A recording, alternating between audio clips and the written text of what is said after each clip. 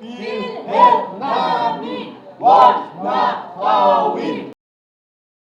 Tila napalitan na ng galit ang sama ng loob ng medical and labor leaders nang mapag-alaman ng zero budget na napagdesisyonan ng Bicameral Conference Committee o BICAM para sa pondo ng PhilHealth sa 2025.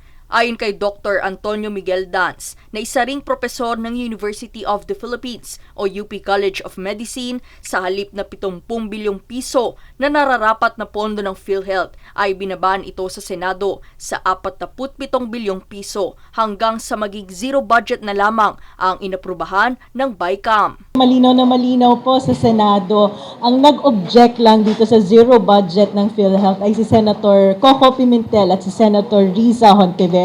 Yung iba po nanahimik lang. So, sa atin, ang pananahimik ay tanda rin ng pagtataksil sa bayan. Sa datos na ibinahagi ni Associate Professor Shelo Magno ng UP School of Economics na dati ring Undersecretary ng Department of Finance o DOF, ay ipinakita nito na nag-umpisang bumaba ang inilalaan na pondo ng gobyerno para sa PhilHealth noong 2023, kung saan 79 bilyon lamang ang ibinigay ng Kongreso na dapat ay 83.9 bilyon dahil sa sin tax law.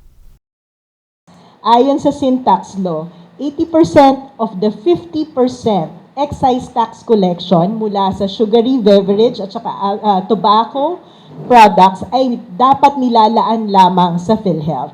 Nitong taon naman ay nagkakahalagang 40 bilyon lamang ang inilaan sa pondo ng PhilHealth na dapat ay 79 bilyon.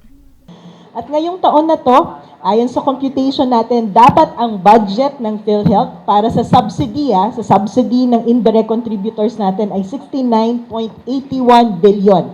At ang binigay, zero. Anya, nagpapakita ito sa pagtalikod ng gobyerno sa responsibilidad na bigyan ng sapat na pondo ang pangkalusugan para sa mga mamamayang mahirap, senior citizens, persons with disabilities o PWDs at mga benepisyaryo ng Pantawid Pamilyang Pilipino Program o 4Ps. Hindi rin suportado ni Magno ang bilyong pondo na napupunta sa programang Medical Assistance for Indigent and Financially Incapacitated Patients o MAIF.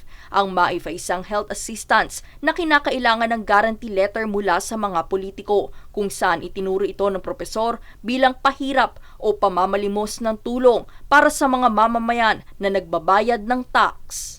Dahil malinaw na ang MAIF program ay para lamang sa interes ng mga politiko. Patronage politics po ito eh. Kailangan mo munang mamalimos bago ka makinabang sa tax na binayaran mo na para sana sa kalusugan mo. Pagbabahagi pa ng propesor, mismong kalihim na ng Department of Budget and Management o DBM ang nagsabi na napunta sa MAIF ang 40 bilyon na tinapyas mula sa PhilHealth, kung saan lumalabas na mas lamang ito kumpara sa pondo na inilaan sa PhilHealth. Sa argumento naman ni Committee on Finance Chairperson Senator Grace Poe ukol sa sobra-sobrang pondo ng PhilHealth, ay binigyang linaw ni Dr. Danz na ayon sa Universal Healthcare o UHC Act, ang sobrang pondo ay nararapat na gamitin para palawakin ang benepisyo ng mga miyembro nito o bawasan ang kinakaltas dito. Ngunit salungat umano ang nangyayari dahil mas tinaasan pa ang kaltas nitong Pebrero o Marso.